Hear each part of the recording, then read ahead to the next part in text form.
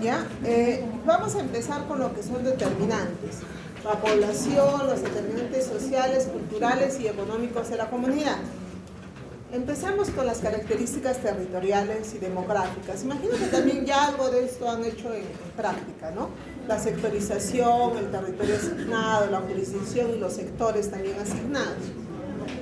El estado de salud de la población que habita en un territorio es el resultado pues, de la relación entre estos determinantes, ¿no? Sociales, económicos, ambientales, culturales, biológicos, demográficos que los van a afectar.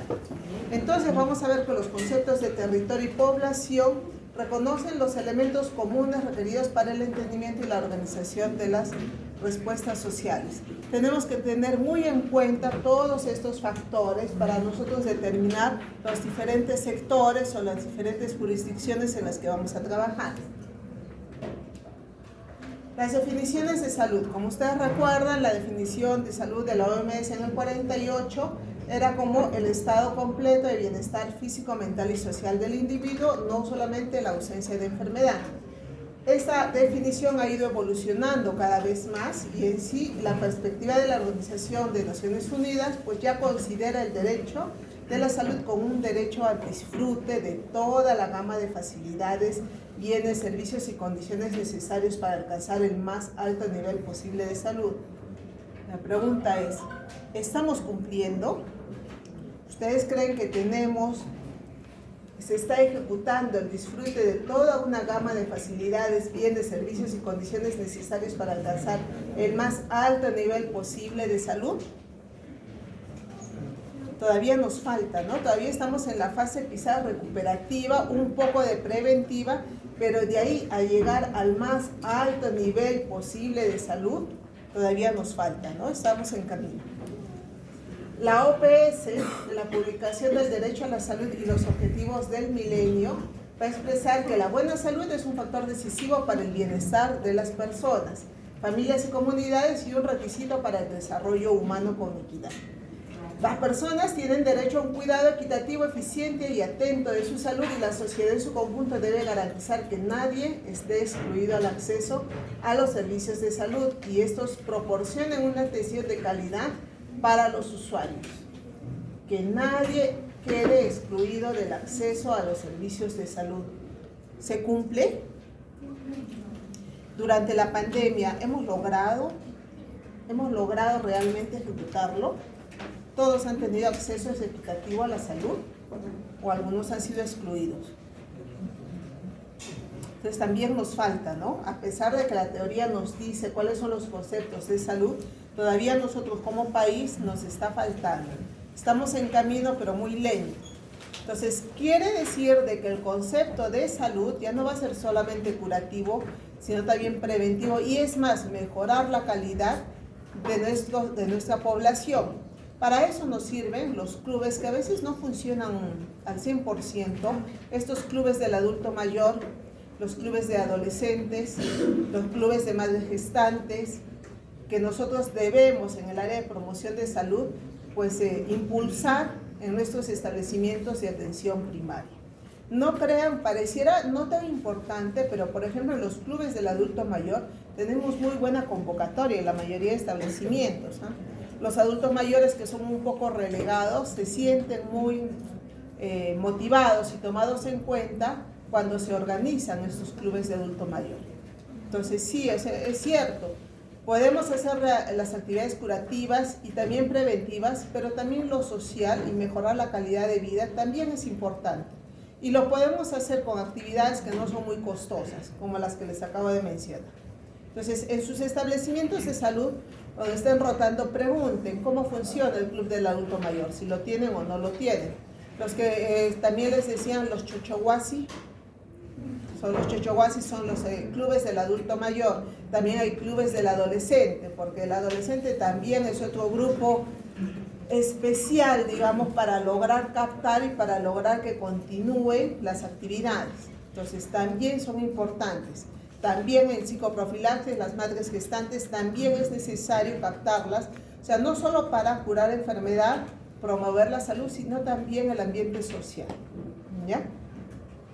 Por último, la identificación de los rezagos y las brechas sociales en materia de condiciones y atención de la salud y las medidas para superarlos pues van a considerarse estratégicamente como un componente esencial de acción pública integral, destinada a romper el círculo vicioso de la pobreza y en definitiva alcanzar el desarrollo humano sostenible.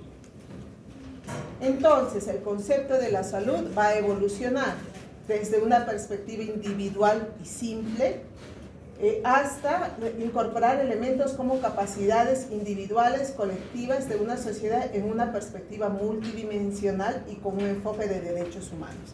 Este es un concepto más moderno y es un concepto desde el punto de vista de atención primaria, ¿ya? Entonces es un concepto más global de la salud y tiene que ver con lo que nosotros estamos haciendo en atención primaria. Recuerden este concepto. En el caso del enfoque territorial en salud, se concibe como un espacio de relaciones entre diferentes actores y sectores claves de la sociedad civil, las organizaciones, instituciones, medio ambiente, formas de producción, distribución, consumo y tradiciones e identidad cultural. Por ello, adquiere importancia la concepción del desarrollo focalizado en unidades territoriales. Si se han dado cuenta, el sistema de salud actual está enfocado un poco a lo que es salud familiar. Y salud familiar, la forma en que trabajas en diversos países, es pues que distribuyen el área territorial en varios sectores. Y esos sectores van a ser responsables un equipo de salud. Ese equipo de salud no solo va a trabajar las actividades curativas, sino sobre todo las preventivas. Entonces se va a ocupar de ese sector, de esa área territorial. Entonces, para yo dividir esa área territorial, pues tengo que tener en cuenta todos los determinantes que hemos visto anteriormente. Entonces, en cada establecimiento de salud ya tienen su sectorización y ya tienen quiénes son los encargados de esta sectorización. Cuando el sector o el territorio es pequeño, es más fácil porque, digamos, por ejemplo, un médico o una enfermera están a cargo de 6 u 8 manzanas, ¿no? El otro médico con la obstetriz están a cargo de otras 8 o 10 manzanas. Entonces es más real empezar a hacer ahí las actividades preventivas, ¿no? Yo ubico a mis anémicos, a mis pacientes con TBC, a mis gestantes en riesgo, los tengo en el radar y les voy haciendo las visitas regularmente para ver cómo están yendo, cómo le está yendo en la casa. ¿Por qué? Porque también es cierto de que si yo en el consultorio le indico a la paciente tomar el sulfato ferroso, a la gestante, y me dice que sí lo va a tomar y se lleva el sulfato, pues a veces cuando voy a hacerle la visita veo ahí cajas de sulfato que no ha consumido la paciente durante todo el periodo, ¿no? O por ejemplo le doy el sulfato ferroso en jarabe para los niños, e igual no lo saben utilizar y les cambia el sabor y tengo ahí un montón de frascos en su cocina que no los utilizan. Entonces para eso me sirve un poco la visita, para ver realmente si están en condiciones de seguir las indicaciones y si no, yo adecuar mis indicaciones al ambiente de la casa, a la familia que tiene la paciente y ayudarle un poco a cómo debe continuar la terapéutica o las indicaciones que le voy a dar. Entonces me ayuda y también el paciente se siente más en contacto con el equipo de salud, más en confianza. Entonces, para eso nos ayuda estas visitas domiciliarias. Ahora, ¿cuál es la realidad? La realidad es que hay poco personal para tanta jurisdicción. Quienes han ido a la parte alejada se habrán dado cuenta de que los sectores revisen, pregunten cómo está su sectorización y van a ver que son pocos los establecimientos que sectorizan por manzanas, o sea, que le dan a cada sectorista unas 5 o 6 manzanas, más o menos. Yo trabajaba antes en otro establecimiento donde eran por asentamientos humanos, o sea, era tanto el territorio de que ya eran 4 asentamientos humanos para cada sectorista. Entonces, cada asentamiento humano obviamente va a tener alrededor de 20 manzanas. Entonces, es imposible que puedan hacer la visita a los 4 asentamientos humanos, que serían como 80 manzanas, ¿no? Es irreal. pero al menos ha empezado un poquito por la sectorización. En aquellos donde sí se cumplen, que son menos territorio o al menos hay bastante personal para el territorio y se logra hacer algo más realista, pues sí se puede hacer este seguimiento, sí se puede llegar a hacer. El enfoque territorial reconoce las circunscripciones político-administrativas, que son departamentos, provincias, distritos, de acuerdo al nivel van a determinar el ámbito territorial. A ver, el territorio también se va a ver influenciado, uno, por la estructura, la migración en la zona, la mortalidad en la zona, la fecundidad, el tamaño y la distribución territorial, ¿no? Si aumenta o no aumenta la densidad. Ustedes se habrán dado cuenta que en asentamientos humanos son varios lotes, varios terrenos, pero hay poca gente viviendo. Generalmente dejan a los perros cuidadores o algún cuidador para que se haga cargo de varios lotes. Sin embargo, cuando vamos un poco más hacia distritos cerca al cercado, como Miraflores, Mariano Melgar, quizás José Luis Bustamante, vamos a ver que la densidad ha aumentado, ¿no? En una casa puede encontrar 3 o 4 familias. Y es más, en una casa está subdividida, ¿no? El A, B, C, y están viviendo también allí. Entonces la densidad ha aumentado.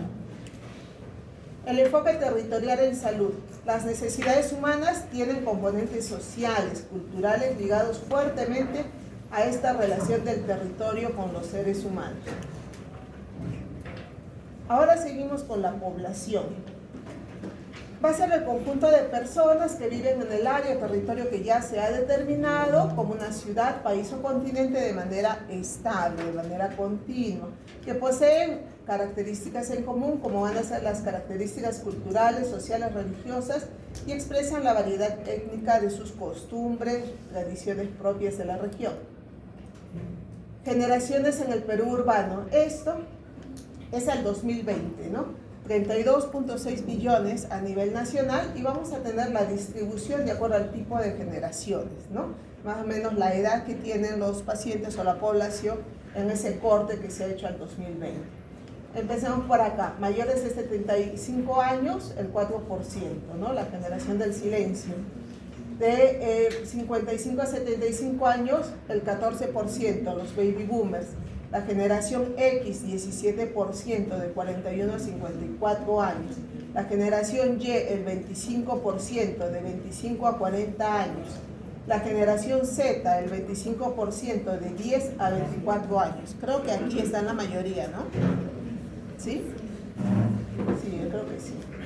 Y la generación T, menores de 10 años, ¿no? 14%.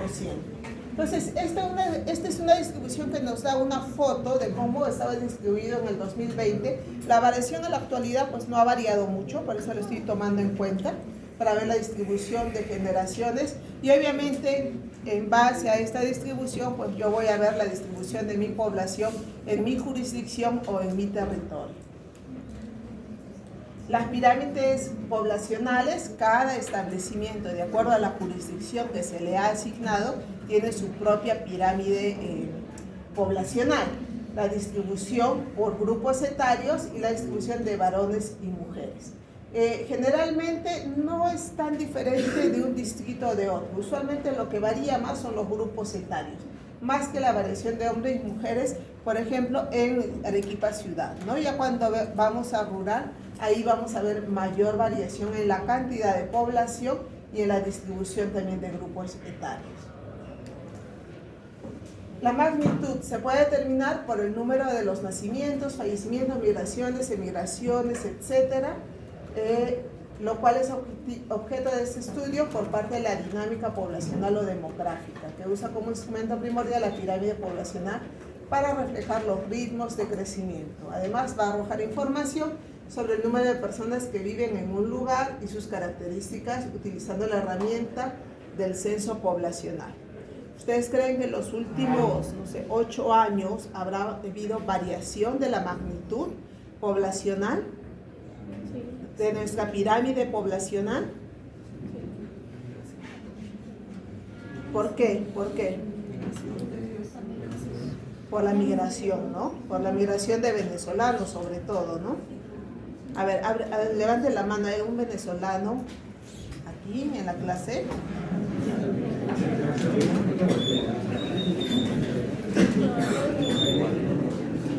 ¿No hay ningún chamo? No hay ningún chamo. ¿Algún colombiano o algún extranjero? A ver, ¿hay algún extranjero?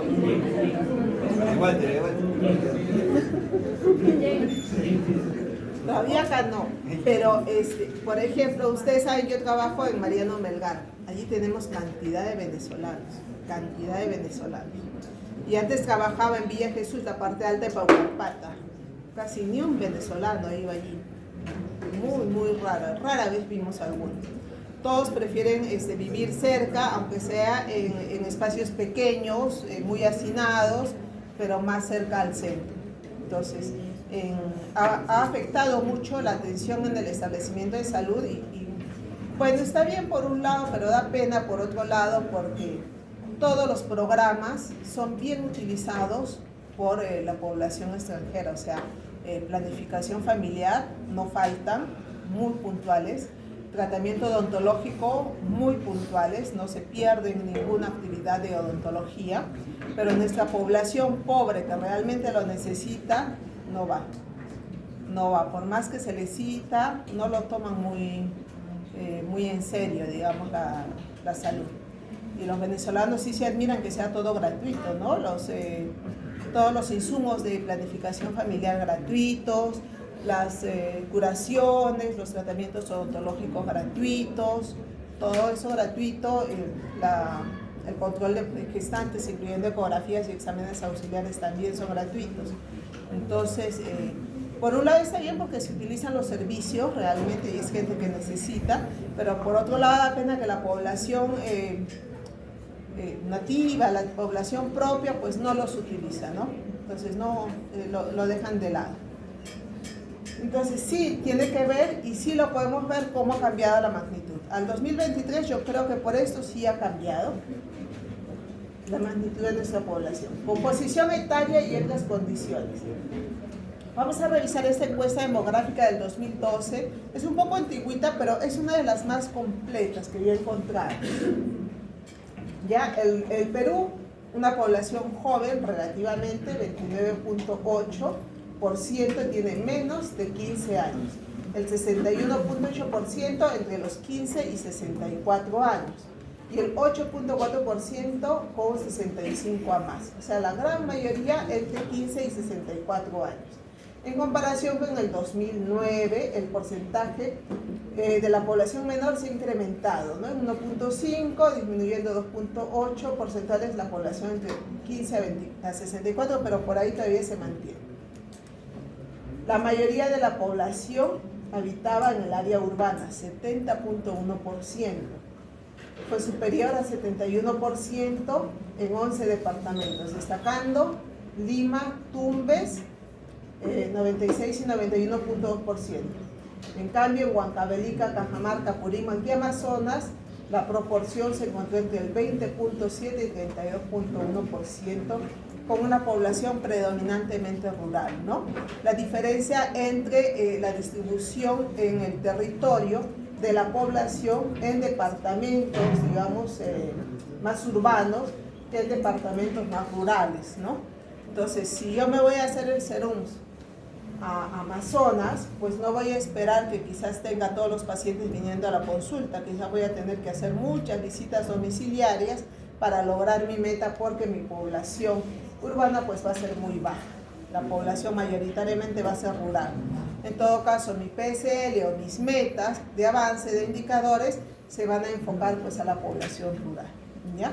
En cambio, si yo trabajo en población urbana como Arequipa ciudad, pues va a ser al revés, ¿no? Me voy a enfocar más que nada en la población urbana y muy poco en la población rural, mucho menos. El 52.1% de la población del país residía en la región costa, 28.8% en Lima, 23.3% en el resto de la costa, 34.9% en la sierra y solo el 13% en la selva. ¿Dónde predomina la región costa? Tumbes, 100% cada una, Tumbes e Ica, Lima 98%, Lambayeque 97.6%. En cambio, donde hay mayor población de la sierra, Los Picos, ¿no? Apurímac, Huancavelica, Puno, Ayacucho y Cusco. Mientras Loreto, Madre de Dios, San Martín, Ucayali son selváticos. La tasa global de fecundidad también varía. 2.6 hijas e hijos por mujer, lo que significa que el promedio de hijas e hijos por mujer se ha mantenido respecto al estimado del 2009. Según el área de residencia rural, muestra el promedio más alto, 3.5 hijos, ¿no?, por mujer en el área rural. Y adolescentes alguna vez embarazadas, 21.5. O sea, una de cada 5, ¿no? Fue 1.1 veces más respecto del área urbana, que es 10.2%. La tasa de mortalidad infantil fue de 17 defunciones de menores de 1 año por cada 1000 nacidos vivos. Entonces, la tasa de fecundidad también va a variar. Y la tasa de fecundidad a nosotros nos preocupa que en el área rural pues sea más alta. En general, en los últimos años ha disminuido la tasa de fecundidad, pero siempre nos preocupa el área rural. Los casos de muertes maternas pues siempre han sido más altos en el área rural que en el área urbana. Y por eso es que todavía se mantienen estos establecimientos de salud que tienen 2 o 3 personas y donde usualmente hay un serumista, por justamente hacer la vigilancia para prevenir muertes maternas. Entonces, cuando ustedes vayan a hacer su serum, se van a dar cuenta que quizás atienden al día 1 o 2 pacientes, no más, se van a aburrir de estar allí en su consultorio. Van a hacer algunas visitas y les va a sobrar mucho tiempo quizás para estudiar. Entonces ustedes dirán, ¿por qué pagan a un serumista, a un médico, enfermera, no sé, técnico, un sueldo si no hay el ingreso, no hay las atenciones que lo justifiquen?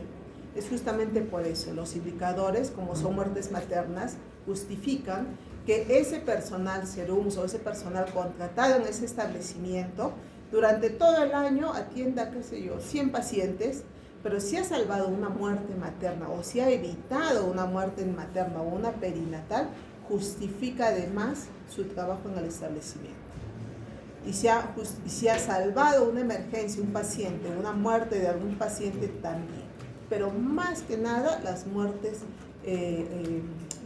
obstétricas y neonatológicas. Entonces, esa es la razón por la cual el Estado todavía mantiene estos establecimientos de salud que, si yo saco en números, realmente va negativo, ¿no? Lo que se gasta en el personal, no sé, en servicios, a lo que produce el establecimiento, pues va en recontra negativo. Pero es por eso, porque acá ya vemos lo que es salud pública. No solo salud, ingresos y egresos, sino salud pública. Como alguien alguna vez dijo, la salud pública en un país no es rentable y no se espera que sea rentable. O sea, no es como una clínica que debo producir para tener buen ingreso. No, en salud, la salud pública es en desmedro de la economía. No conviene, no voy a ganar con salud pública. La salud pública es para que toda la población esté protegida en su salud, en curativa y en preventiva. O sea, no es un negocio, no es rentable, pero son las políticas de salud porque es por el bienestar de la población. En el último embarazo, el 96% de las mujeres tuvo algún control prenatal por un profesional calificado. Esta cifra significó 1.7% más que el año 2009. Según el área de residencia, el mayor incremento de nacimientos que recibieron control prenatal en el área rural en el año 2009, este indicador lo ubicó en 87.1% y en el 2012 en 90%. Representó una buena mejora de 2 puntos porcentuales. Y la desnutrición crónica afectó al 18.1% de niñas y niños menores de 5 años. Casi muy similar al 2009, ¿no? Acá 23.8%. El área de residencia, por el área de residencia, la desnutrición crónica afectó en más proporción a niñas y niños del área rural, 31.9%, es decir, 21.4 puntos porcentuales más que el área urbana, ¿no? Que es 10.5%. Entonces acá vemos en cuestión de niños, pues las diferencias son mucho mayores. Y lo que nos preocupa a nosotros, pues sí, es la desnutrición, pues sí, es la población tenga acceso a un adecuado servicio en salud. Entonces, el derecho a la salud no solo va a abarcar la atención de salud oportuna y apropiada, sino los principales factores determinantes como el acceso a un agua limpia, a condiciones sanitarias adecuadas, a alimentos sanos, nutrición adecuada, vivienda adecuada, condiciones sanas y del medio ambiente, acceso a educación e información sobre cuestiones relacionadas con la salud, incluida la salud sexual y reproductiva. Nuestro trabajo va a ser prevención.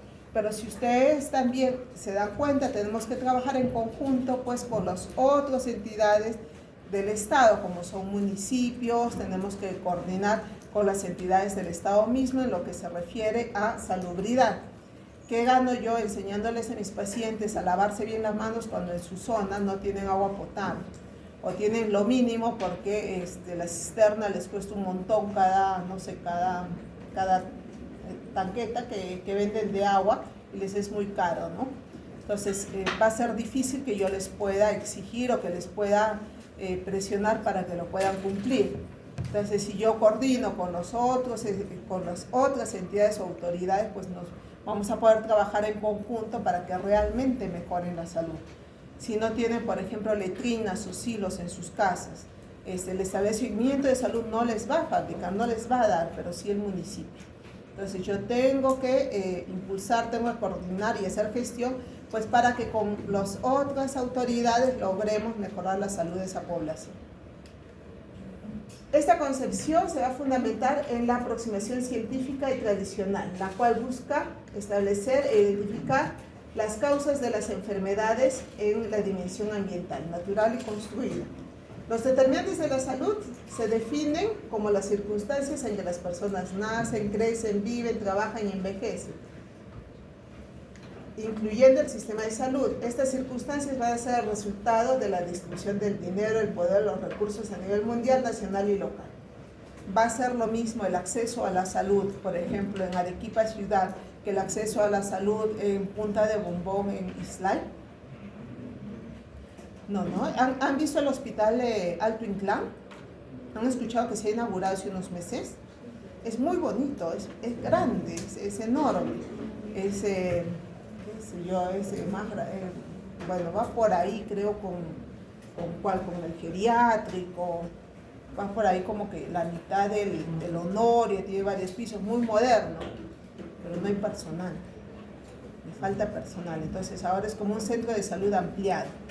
Pero una vez que funcione, si es que ojalá se implemente personal, pues realmente va a ayudar mucho a toda la población de Islay, ¿no? Para que sea un foco también de contención.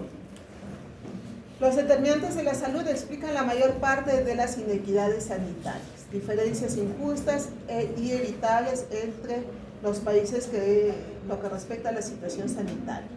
Destacar los determinantes sociales que repercuten directamente en la salud, permiten predecir la mayor proporción de la varianza del estado de la salud.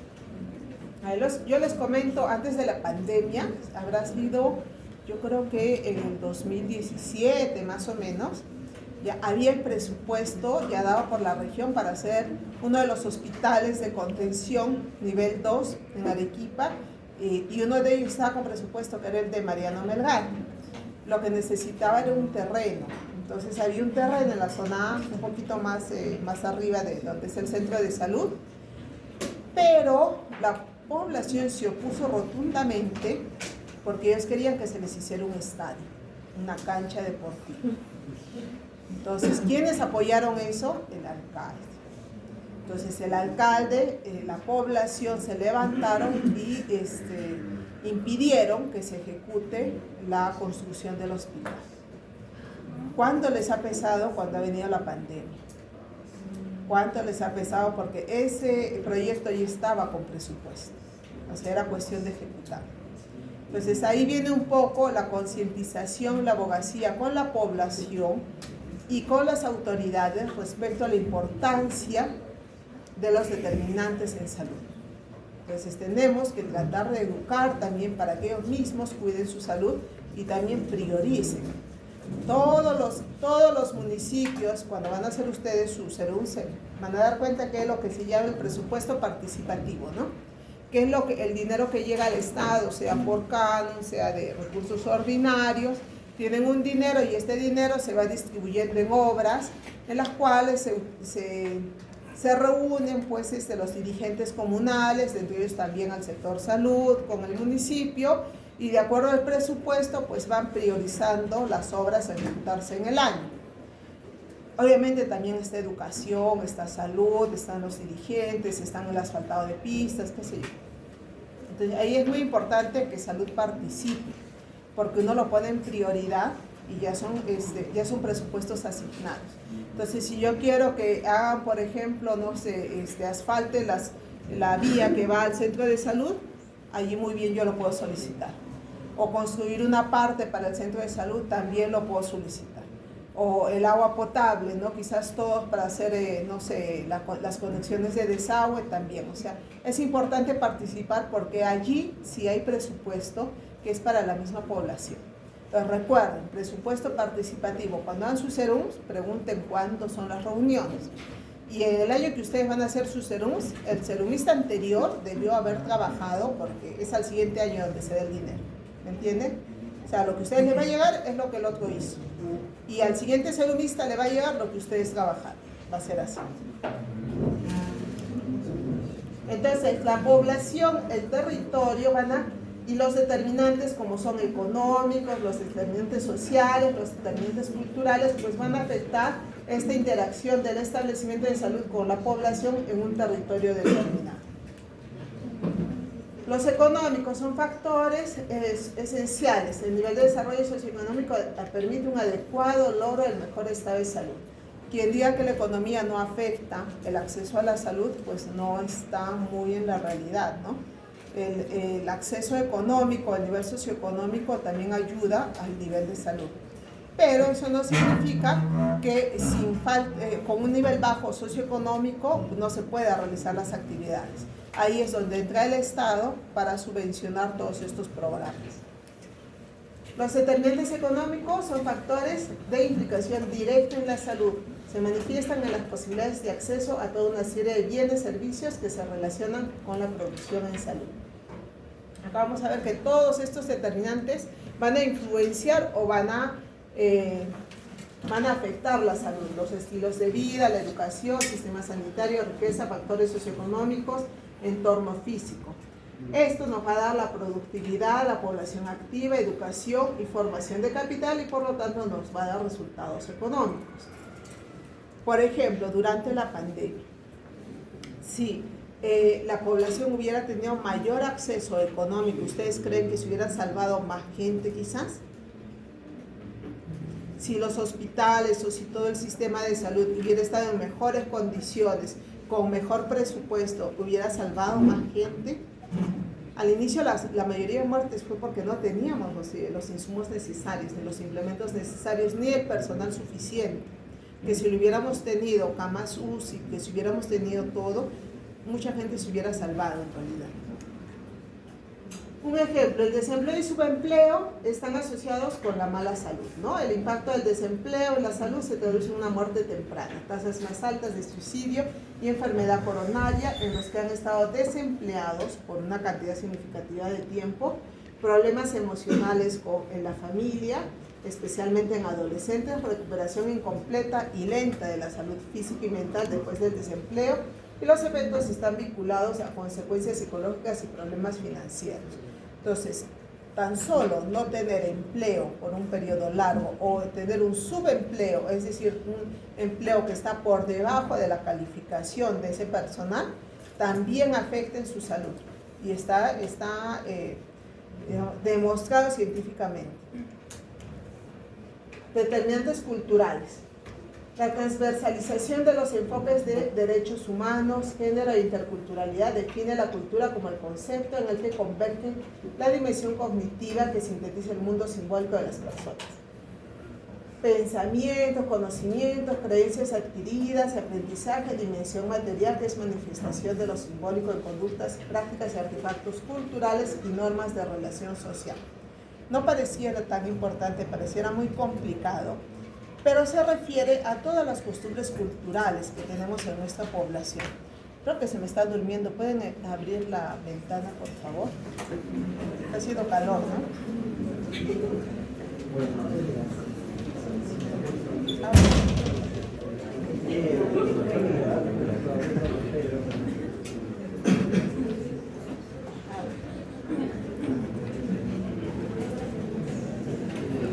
Y esto es muy importante que lo recuerden, porque si no los tomamos muy en cuenta, sí te podemos tener problemas. Yo les comento, hace muchos años, cuando estábamos haciendo las prácticas,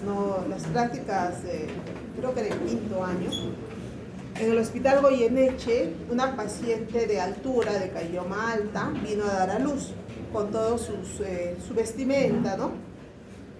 Vino a dar a luz, parto eutóxico, muy bien, un poco bajo para la edad gestacional, pero aparentemente todo bien, alumbramiento todo bien.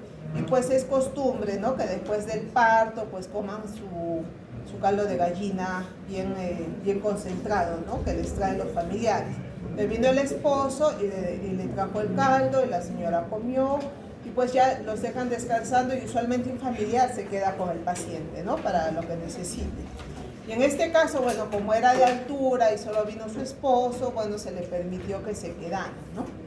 Obviamente ahí en las camas, ustedes han visto, son varios pacientes, ¿no?, en ese hospital. Eso habrá sido pues a las 9, 10 de la noche. A la 1 de la mañana, 2 de la mañana nos llaman a las obstetrices preocupadas que había pasado que el esposo, apenas dando a la hora, 2 horas de dar a luz, se quería acostar con la paciente. Y los otros pacientes dieron la alerta porque se veían muchos movimientos y se dieron cuenta de que era el esposo. Y que era costumbre en su pueblo que las mujeres, después de dar a luz, el hombre tenía que tener relaciones con la puérpera a las horas de haber dado a luz. Entonces, imagínense, eso era la costumbre, para ellos era normal.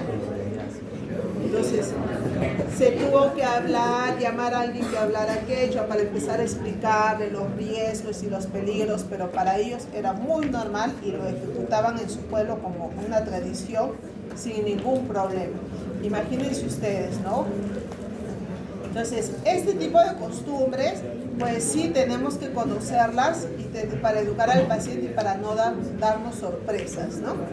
E igual, ustedes, no sé, alguna vez yo también vi un parto en la zona alta para ir a ver nos avisaron que ya había habido el parto, se fue a evaluar a la paciente, y lo que tenía la paciente, porque estaba casi sola, su hijito había ido a llamar pues al médico, y uno, por costumbre, tenía amarrarse un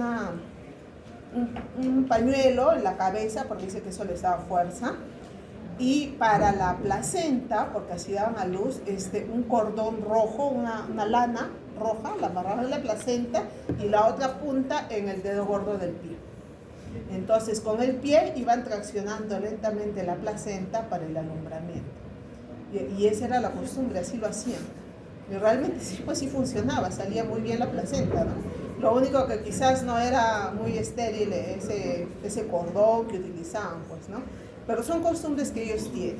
Y en el lado, cuando ustedes vayan a hacer sus serums, pregunten, escuchen, conversen para darse cuenta qué va y qué no va, y cómo ustedes pueden adaptar sus conocimientos o pueden por ahí guiar un poquito a los pacientes para evitar el riesgo. Los diferentes grupos humanos tienen su forma de interpretar los fenómenos de la naturaleza, incluida la salud y enfermedad. En el Perú, la diversidad cultural es alta, se encuentra con población quechua, población amazónica y aymara. La situación de migración interna del país va a favorecer que se encuentre presente población de cualquiera de las regiones del país, quienes vienen con un acervo cultural que con el paso del tiempo va sumando a sus prácticas originarias. Los trabajadores de salud que se encuentran en servicios de salud requieren estar preparados para la multiculturalidad que caracteriza a esta población, no solo para comprender el origen, sino también para adecuar nuestros servicios a esta demanda y conducir una buena atención integral. promoción de la salud hacia estos estilos de vida y culturalmente aceptados por nuestra población. Los conceptos complementarios e interdependientes de la cultura y de la sociedad, ¿no? Conjunto de relaciones sociales que dan un hábitat y es lo que da la forma y envuelve a esta sociedad en la cultura.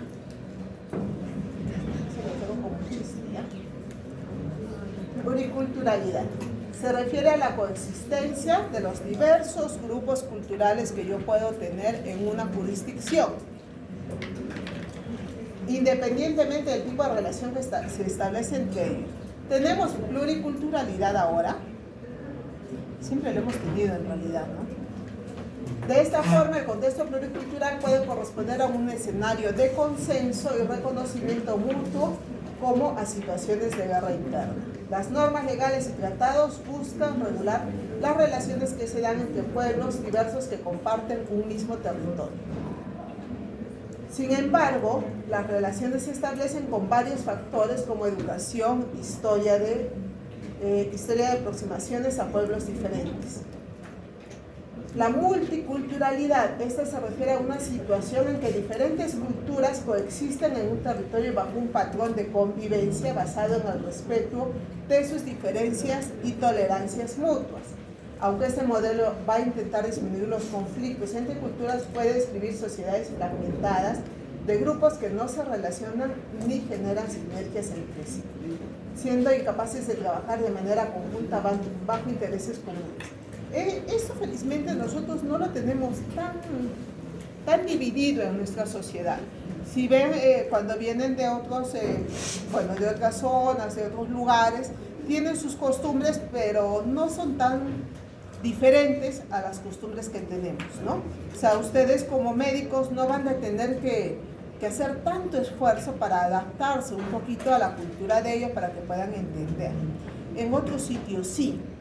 Yo les comento, hice algunas pasantías en un hospital de San Francisco y había inclusive personal de salud judíos radicales, ¿eh? O sea, ellos el sábado no van a trabajar y durante el periodo que están trabajando utilizan peluca, ¿no? Porque ellos dentro de su religión, su cabello, el cabello de las mujeres solo lo puede ver el esposo. Entonces, para el resto utilizan pelucas. Y los días sábados, el sábado que tienen, no van a trabajar porque es prohibido. Es más, no utilizan ningún tipo de tecnología. Es un día en el cual ellos no utilizan ni la electricidad, nada de tecnología. Ese día, todo el día es para leer, para compartir con la familia. Tal es así de que tienen algunos edificios donde solo viven judíos, porque bueno, se congregan, se juntan, ¿no? ¿Y cómo hacen con los ascensores? Porque son edificios enormes.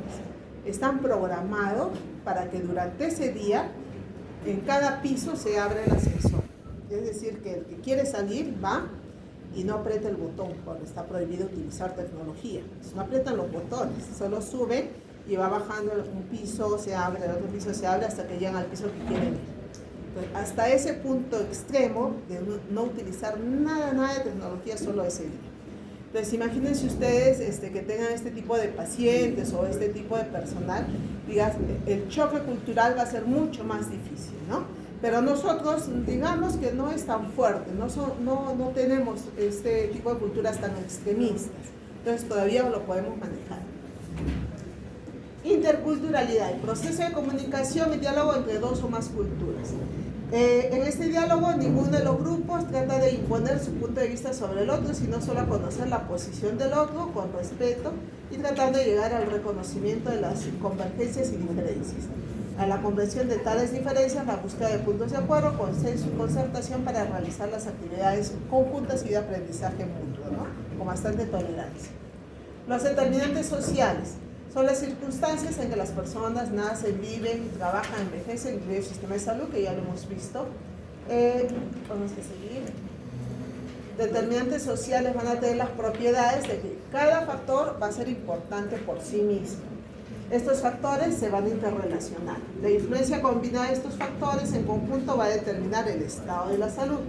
Actúan a nivel individual, familiar, local, comunitario y social y son acumulativos. son causales o protectores, posiblemente actúen en ambos sentidos. Entonces, aquí está el modelo de la Comisión de Determinantes Sociales de la OMS, el contexto social y político, la globalización que también le va a afectar, la estratificación social, la exposición diferencial de vulnerabilidad social y el impacto en la salud.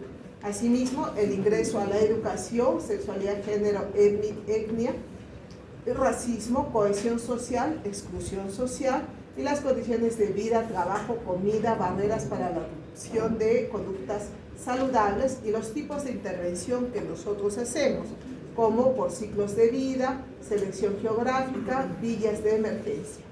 La oferta de los servicios personales y o personales en enfermedades prevalentes, por ejemplo. Entonces, nuestro sistema de salud tiene que ver toda esta zona, la exposición diferencial de vulnerabilidad diferencial, las enfermedades y discapacidad, los programas sociales de asistencia, devolución y mantenimiento del estatus social. Entonces, también nos afecta la posición social, los determinantes sociales, la exposición específica de estos determinantes sociales como intermediarios. El modelo de abordaje de promoción de la salud, este cuadrito lo van a ver bastante en promoción de la salud, porque vamos a ver los enfoques, las estrategias, la población, los escenarios y los ejes temáticos. En los enfoques, equidad y derechos en salud, equidad de género e interculturalidad. En estrategias, abogacía y políticas públicas. ¿Qué es abogacía? ¿Abogados?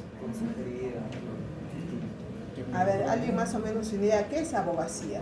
Eso lo van a escuchar también bastante las trabajadoras sociales. Advocacy le dicen también, advocacy. Abogacía. No es de abogados, pero hay un poco de relacionarse.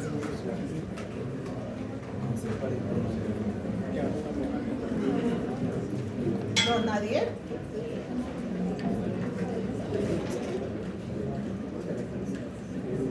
Abogacía.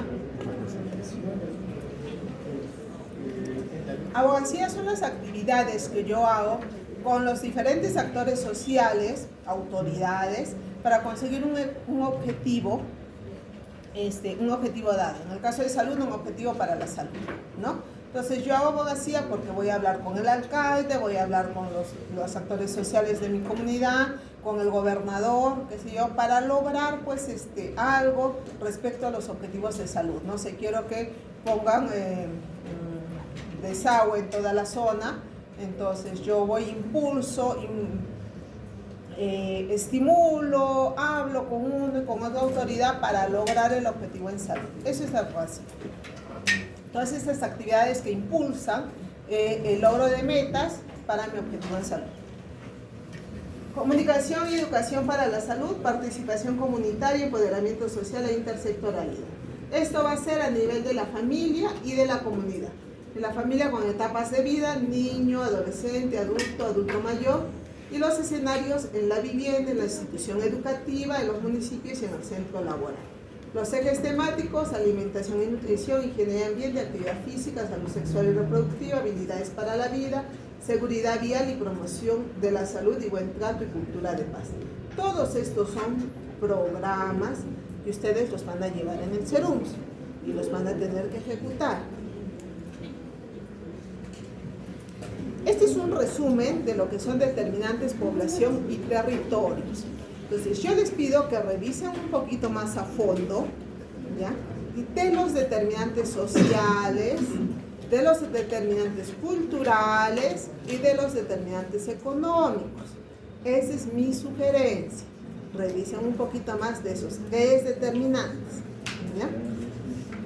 Segundo, revisen en sus establecimientos de salud cómo han hecho su sectorización. Y a ver, saquen más o menos si la población asignada en esa sectorización es real o no es real. En otros lugares, los centros de salud familiar o de medicina familiar, ¿cómo funciona? Es algo que un poquito que se quiere tratar de replicar aquí, pero todavía nos falta muchos años. Ya, estos centros de salud familiar son privados. Entonces, ¿qué sucede? Se sectoriza igual, por ejemplo, como les decía, 20 manzanas, ¿no? 20 manzanas para un centro de salud familiar. Para abrir el centro de salud familiar, pues se juntan médicos de familia, enfermeras, técnicos, todo el personal que dice la norma, aperturan de acuerdo a norma, y por cada atención de paciente, pues el seguro les paga al centro de salud familiar. Por cada atención preventiva también les paga el centro de salud familiar. Y por cada recuperativa les da un bono adicional, que eso ya viene con el Estado. Es decir, si yo en mi jurisdicción tengo 50 diabéticos y en este año he logrado disminuir a 30, o sea que a 20 les he ayudado para que disminuyan, o prediabéticos, y a 20 los he salvado, pues me queda un bono adicional a cada persona. Es así, y es un bono por paciente, ¿eh? Entonces ahí van a escuchar que hay doctores tan motivados en otros países que hasta salen a correr con sus pacientes con tal que hagan ejercicio. En parte es eso, pero en parte son estas modificaciones que les dan por cada recuperación de paciente. E igual, si es que en su zona me aparece un cáncer de cuello uterino avanzado, también lo castigan, le disminuyen la remesa. Entonces, por eso es que están detrás de hacer los papanicolau, las colposcopías, no se les puede pasar ninguno, porque si no también son sancionados. Entonces, tienen sus actividades de consulta en el establecimiento, pero tienen sus actividades de visitas para hacer el seguimiento. Pues sí funciona, sí se da, porque es real, o sea, es algo que sí se puede manejar para ese centro de salud familiar, sí pueden hacer el monitoreo a todas las familias. ¿Entienden? Entonces, de eso se trata este programa y de eso se trata la prevención. En algún momento llegaremos a eso, yo creo que sí. ¿Ya? Pero por lo pronto lo que tenemos es un SIS, que ahora la adscripción se ha roto y que todos van a donde quieran que van, a donde sea se hacen atender y el SIS lo permite. Hasta que no se rompa eso, bueno, vamos a seguir un poco desordenados. En sus establecimientos de salud, los que están en centros más alejados, ¿hay mucho paciente? ¿Sí? ¿En qué establecimiento, por ejemplo? Generalísimo San Martín. ¿Dónde más hay mucho paciente? Jerusalén. ¿Dónde hay poco paciente? No hay, casi todos tienen full pacientes. Porque todos los establecimientos grandes nos quejamos porque vienen de todo sitio y está copado de pacientes por la pérdida de adscripción. Bueno, pero quiere decir que están llenos. ¿Alguna pregunta, jóvenes? La clase se la voy a enviar a su compañero. Hoy día creo que ha sido muy corto. Me parece que les he debido poner más diapositivas, ¿no? Y a la siguiente les voy a aumentar. Revisen esos tres, por favor, no se olviden para su examen, revisen los tres determinantes que les dan. Muy bien. Sociales, económicos y culturales. ¿Ya? Entonces, ¿cómo hacemos de la clase? ¿Siempre quieren grabada?